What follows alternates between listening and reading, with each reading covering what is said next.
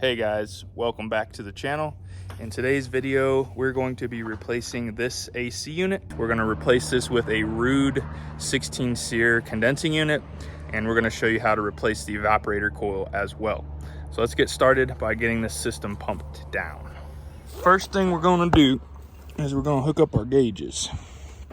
There's not much refrigerant in this unit. We went and checked it. He had the option to fix the leak and recharge it, which was going to be pretty expensive.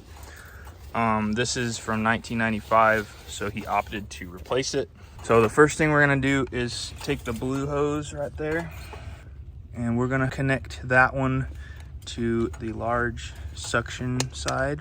And you'll notice a little spurt, and once you tighten it, get it all the way on. Get it tightened and then back it off just a hair. Yeah. All right, so now hold the center button, blue one. See how much pressure we got in here. Did it say 0? Oh, on the PSIG, yes. Yeah. This is flat, really? Let's take this guy and just, you see where that Schrader core is right there? Just tap that. Just don't push it too much. Just tap it and see if anything comes out. I can't get it. It's bone dry. I wanted to show you how to pump the system down, but this thing is completely flat. So we're not going to do a leak check. We are simply going to get our system replaced. We're obviously going to check the line set to make sure that anything on this line doesn't have a leak, and then we're going to get the system replaced. So that being said, we can go ahead and cut our lines, make sure the power is shut off, disconnect our electrical, and we can slide this unit out. So here is our evaporator coil. The customer was trying to clean the coil here, and I'm wondering if he caused a leak. It's very possible, but we are replacing it now, so we're just going to be taking this out. We're going to end up cutting this further up, and we're going to install our new coil, our new cased coil right here. It's 24 inches width. So we're going to start by cutting our lines, and we'll go ahead and slip this coil out. So anytime you have your refrigerant lines opened up, you want to seal them off. One, not to get any contaminants like these pine needles. That would not be good if they got in there. And two, not to get any moisture inside of here. So we're gonna go ahead and seal these off, and then we'll be ready to go. I think what I might actually do, so if you look in here, whatever hack job did this has like 50 million fittings. So there's a fitting here, there's a fitting here, there's a fitting here. There was like 3 fittings up to the unit. So what we're probably gonna do is grab some 7/8 pipe, and we're just gonna go straight to the corner of this unit, and we're gonna eliminate all of these.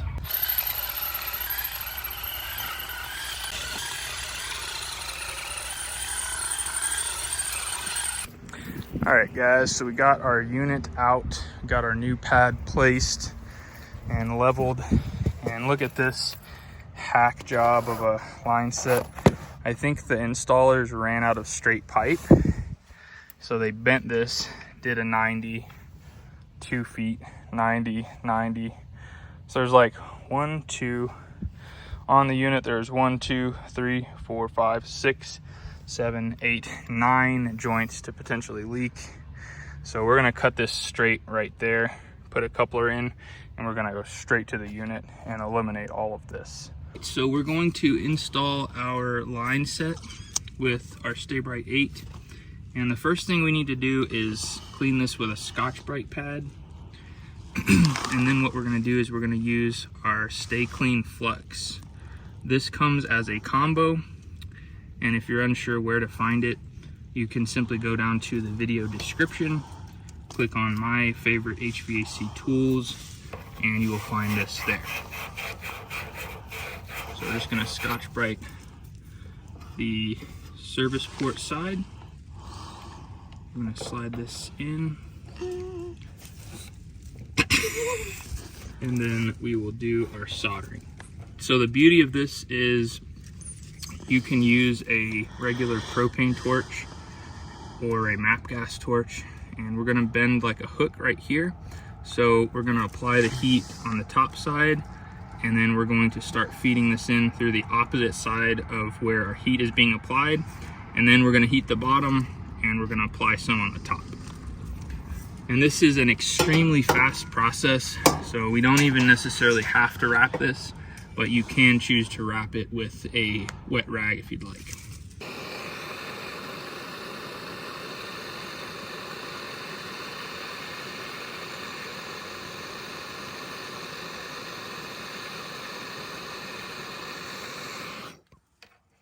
All right.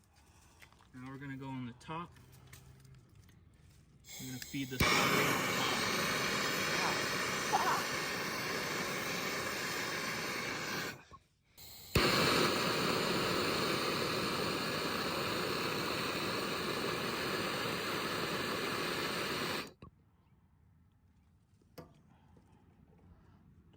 We're gonna heat up this side.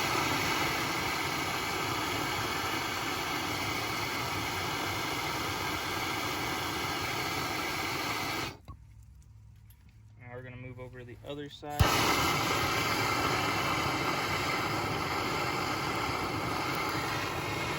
So our joint looks great. Suction line and liquid line are done outside. So we're gonna put our filter dryer on the inside so it's out of the elements. And then we will do our pressure test and make sure everything's good to go. And this is what we call a committed cameraman. Come on, Daddy. All right, so I wanted to show you where we're at here. So our lines are in. So we have our main electrical, very easy. Red and black will go to your two L1 and L2. I'm not sure why this says L1, L3, but there's on every contactor, there's just two hots, and then your ground will go right there. So, and then the thermostat wires typically are just the two wires go to the yellow and brown at the unit. This actually has a Rocky Mountain Power thing that conserves energy during peak season. So with the power conservation thing, you have a red and a black that goes to your contactor on the bottom, not on the top. And then there's a separate wire that basically just breaks one wire that goes to the contactor. So this brown wire used to go here. So we just broke the brown wire. One yellow goes to it and one goes to that. So our wiring is done. We're gonna put our panel back on. We're gonna insulate the suction line, and I'll show you where we're at on the inside unit. All right, so here's where we're at on the indoor unit. Really nice fit with our cased coil. This is a 24-inch wide coil. So we just caulked the base where the old coil used to be, set it on top. We didn't throw any screws in it, so if forever in the future the customer didn't want to replace the furnace, which is fine, but if they ever do, all you do is break that seal, lift it up, and then you can slide your furnace out, put the new one in. So now we have to build our transition. So we're gonna start by putting our S-slip on all four sides here. And then we're going to take the front cover off of our unit, and we're going to build that transition piece by piece, and we'll show you how to do that as well. So this is one thing that I absolutely love about Rheem Rude products is you can take this whole cover off, whereas like on a Goodman unit, it's a lot more difficult to remove the cover and to gain access to your coil. So if we ever need to work on the TXV or check what our coil looks like, it's much easier with this setup, and I definitely prefer it over like a Goodman system. But I'm not knocking on Goodman. They are a DIY contractor brand, but it's just a little bit more difficult to work with their product. So we've got two sides in, and I'm going to show you how to do the last piece. But just so you have a close-up here, we've got this slip on. So this back piece, we added 2 inches to accommodate this piece right here. Then you slide the S slip onto there, and that will allow you to slide this piece into that one, and then this one slides up into that piece, and this will just get zip screwed to the coil. As you can see, these are already zip screwed there. And then we're gonna go back through and pookie all of these corners. But I wanna show you how to measure this last piece, just so you know roughly how to do it. I have a separate video that's specifically dedicated to this. Okay, so for this last piece, we don't necessarily need this piece in place to measure it. So that's the beauty of it. You can measure it and cut and have somebody else assemble this if you want. So we're just gonna go all the way edge to edge. I'll do it this way so you can see it a little bit better. Just at about 24 inches there. And we'll go 24 on the coil as well. Now for this piece right here, we have somewhat of an offset, but we're gonna measure to this, and then we're gonna add a 1/4 inch. We're gonna measure to the top of the S slip to this surface here, and we're at 6 1/4, so we're gonna do 6 1/2, and that 1/4 inch is gonna accommodate a little bend that we're gonna do, so we can zip screw this into the coil and have it set in place. Now this one goes a little bit to the right, and this one goes a little bit, probably 1 inch to the right on both sides, so we're going to accommodate that when we cut our piece of sheet metal out. So to start with, we're gonna measure our height. So we're gonna go 6 1/2. I'm just gonna go ahead and mark this. And next, we're going to make a 1 inch mark here, because remember, our coil offsets to the right. So we're basically just gonna take this straight up to that corner, just like that. Now we're gonna measure 24 from our mark, and then up here we're gonna go to the edge, and we'll go to 24, and that will give us that same offset right here. All right, so we are ready to cut this out, and then we'll do our cross breaks. It's extremely easy with the Hillmore pocket brake.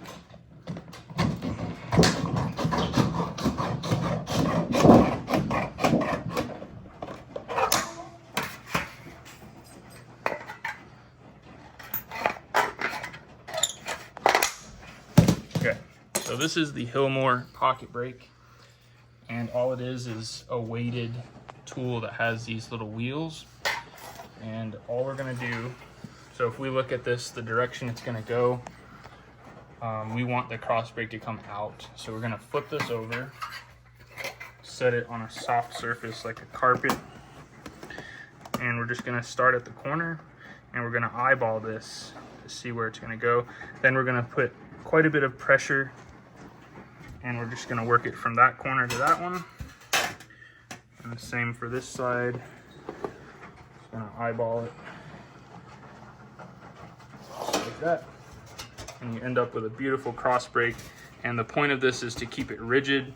If you have a really big piece and your furnace comes on, it could make like a suction sound, kind of like this sound. Lastly, what we're gonna do is we're going to cut out 1 inch going this way and a 1/4 inch from the bottom. And what that's gonna allow us to do is take our tool and bend this out so it's 90 degrees. So let's go ahead and do that on this side. And then for the top, we'll need to take out 1 inch on each side. And that's gonna accommodate for our S slip.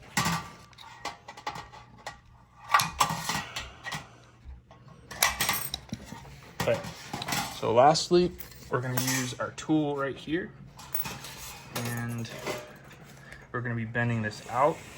So we're just gonna slide the 1/4 inch side onto sheet metal here. So So we're just gonna bend it a little bit at a time. Just like that. So once we get our third piece in, this will be the last one to go in, and we'll show you what the finished product looks like. So rookie mistake, I've made this mistake too many times. So that was the piece we just did, and I forgot to add the 2 inches, so 1 inch on this side to flap in and 1 for this side. So instead of 24, we're doing 26 to here and here. Then we'll do our cross break and our bend. So we got all the corners pookied up, so everything is sealed. We're just gonna do S slip there and there, and then our new piece is going to slip right in right there. All right, so we've got our transition in. We're sealed on the inside, so we're gonna put our front cover on, do a few runs of tape here, and I just wanted to show you this part. We're gonna connect our refrigerant lines. So to start with, what we're gonna do is we're going to take these rubber caps out. And I always forget to do this before we put the coil in, but you wanna try and do this before so that you can make sure there's no leaks, and nitrogen should come out of this when I pull this little tube out. There we go. So we're good to go there. So let's go ahead and get our pipes fitted here. We're just gonna be going down and in, and then we're gonna put our filter dryer right here. So it's gonna come out a little bit and then come up.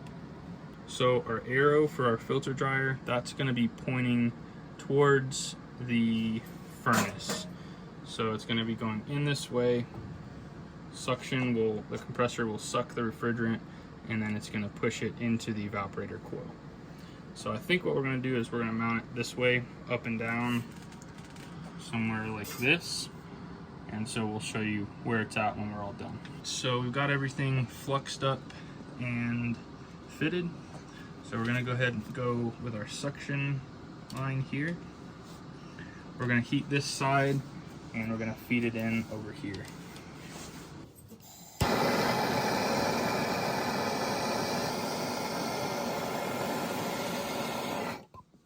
Okay, now we're gonna do the same, the other side.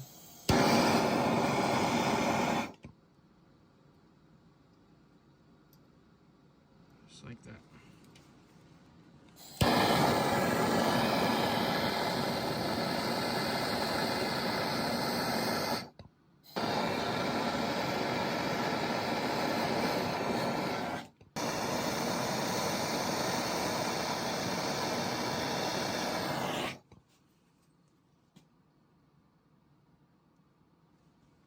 That. All right, so we got our lines all finished up inside and outside. We're going to do our nitrogen pressure test. So we have our, as you can see, we've got plenty of pressure here. Our yellow hose is going from the regulator to the manifold, and blue is going to the suction side of the service port there. As you can see, we've got 0 PSI right now. And what we're gonna do is we're gonna feed in about 50 PSI. And we're just gonna let it sit. I've made the mistake of putting in all 300 PSI and having it all leak out because there was a pretty good sized leak. So what I like to do is put it at about 50, and then so I'm just cracking this a little by little until we get to about 50 PSI. And then I'm gonna let it sit for a minute, maybe 5 minutes or so, and just make sure that we haven't dropped substantially. Now, I learned something new on the last video. Someone commented, and I really appreciate them. So our tightness test feature, I haven't found any really good videos on the tightness test of this S-Man, but basically what it does is it uses the suction line temperature, and the tightness test, or the pressure drop or differential that we'll read out right here, is based on temperature fluctuations. So if you let this sit for 10 minutes and the temperature changes, and this includes at the line, and the HVAC School app has a readout that shows you what the allowable pressure difference is dependent on temperature and pressure. All right, so we've settled at 55. It's been about 5 minutes. I don't think this is enough to be concerned about anything. So I'm going to go ahead and feed in our 250 psi, and then we'll start our tightness test.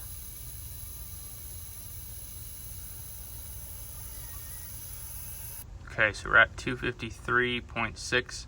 Now this is going to drop, so don't be concerned if it drops within the next 5 minutes. The pressures have to stabilize, and once they do, we'll then do our tightness test. So we're gonna go ahead and take our suction line right here. So we're gonna hold down the tightness test.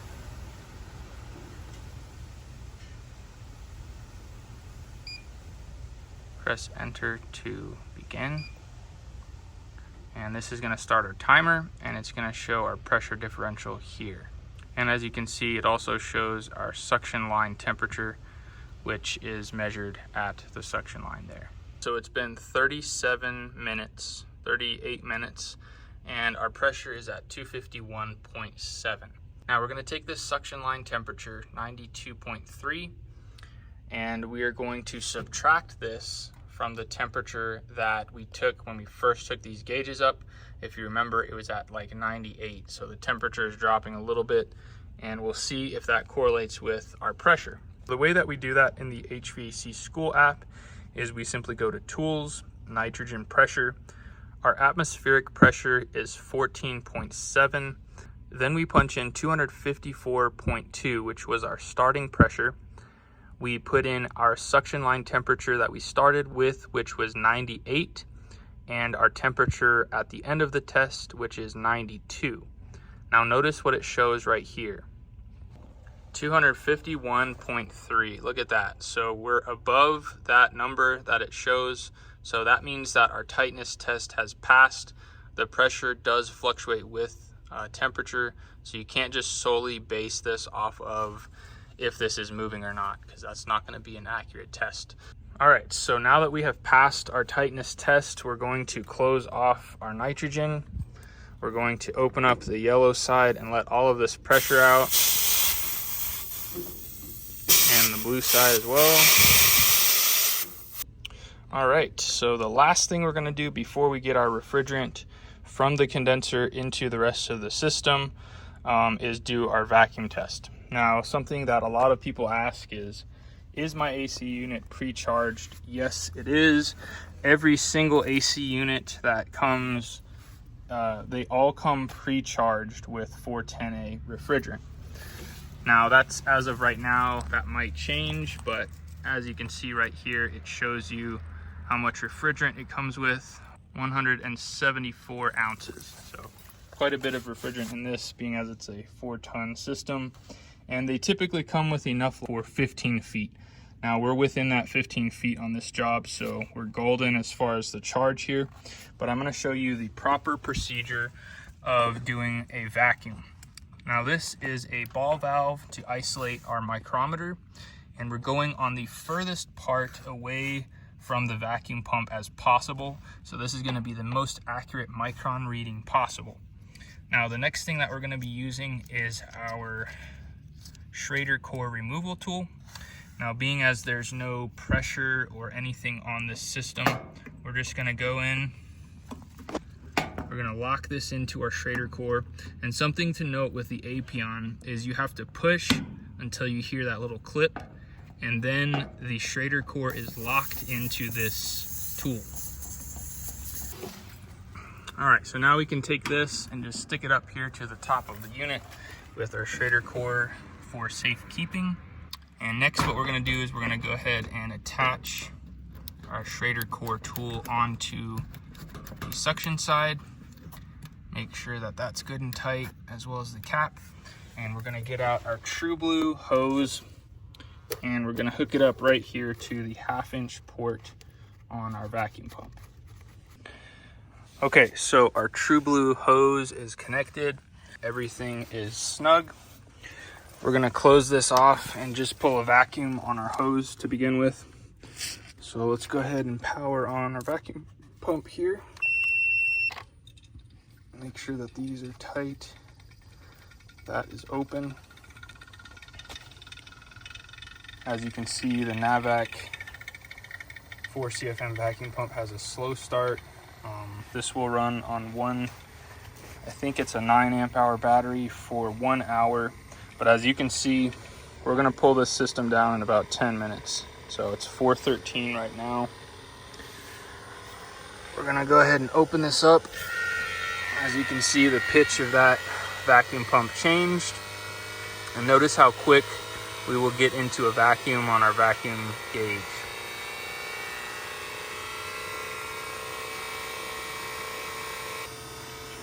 All right, so 2 minutes have passed. It is 4:14. And as you can see, we're already down to 10,000 and rapidly declining. So our target is to get to 500 microns, as well below 500 as possible. And then we're gonna let this sit for 5 minutes, and we're gonna make sure that it doesn't rise above 500 microns. So we'll come back in about 7 or 8 minutes and show you where we're at. All right, so we're at 260. It's been a few minutes now, so I'm gonna go ahead and isolate the micron gauge from the rest of the system, shut off my pump, and we're going to give this 5 minutes and make sure that we're not creeping up towards 500. It's 428, so we'll give that about 5 to 10 minutes, make sure it's not above 500. And then lastly, we will let the refrigerant in and we'll be ready to rock and roll.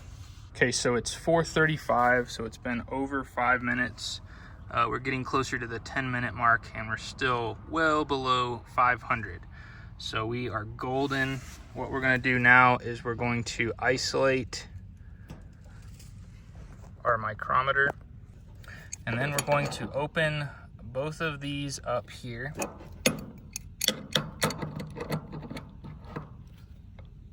And what I've been told is to, once these are opened, I've been told multiple different things, but what I've been doing is just cracking the liquid line and just leaving it cracked for a few minutes and then opening it up fully.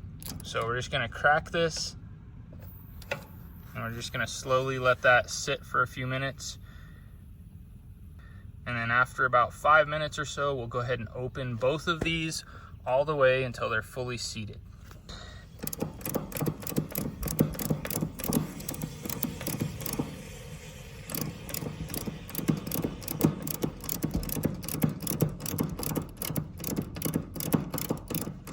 And what this is doing is just releasing the refrigerant. We're going straight from a vacuum to positive pressure into the lines and into the evaporator coil. So now this is all one system that continuously loops.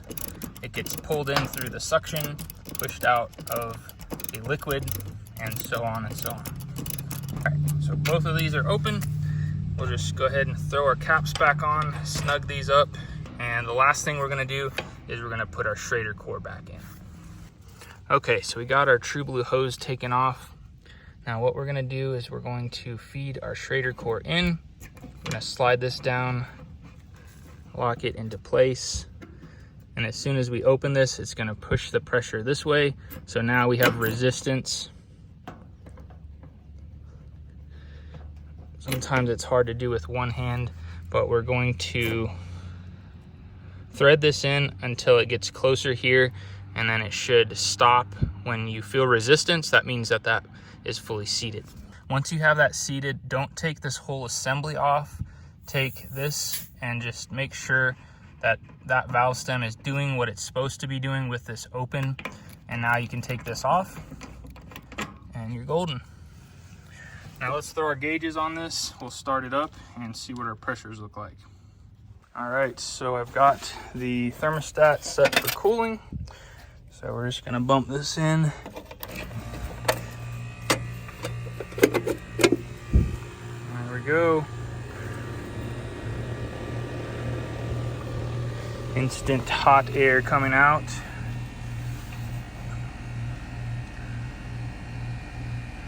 Let these pressures stabilize and see what our subcooling and superheat are. we got just enough air flow on both sides. I recommended to them that they just remove this tree. The wife didn't care either way, but the husband wanted to leave it for noise restraint reasons. But I told him as long as they keep them clipped back, if it's up against something where it's able to pull air, it should be fine. But as long as it's not up against like something that's real dense like this. So time will tell if, you know, if we get pine needles and everything down in here. But man, it is pulling out a ton of heat. 104 degrees. All right, so our line is a little bit longer than 15 feet. It's probably closer to 20-ish, maybe.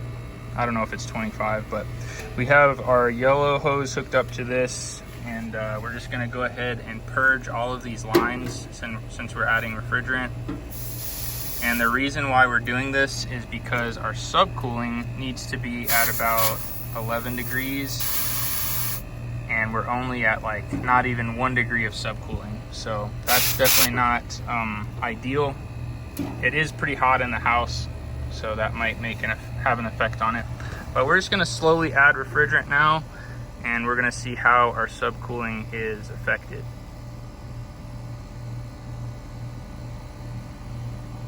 And we're doing this very slowly. Just a few ounces at a time.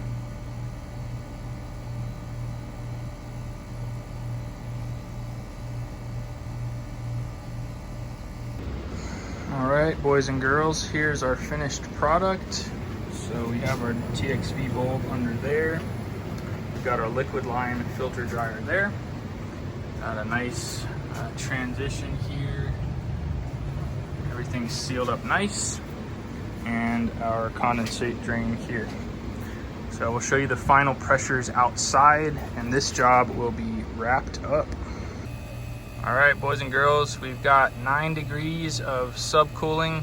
Again, the house is really hot right now, so I might come when it's a cooler temperature inside and dial this in even further, but everything is functioning exactly how it should be. We started out with 0 degrees of subcooling. Now we're close to 10 degrees, which is right where we want it. And we got tons of heat coming out of this condensing unit.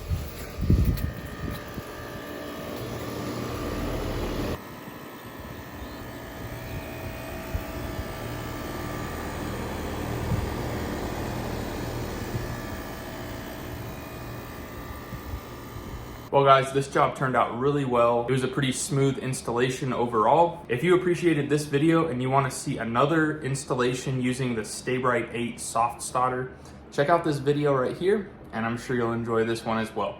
Until next time, you guys be safe. Later.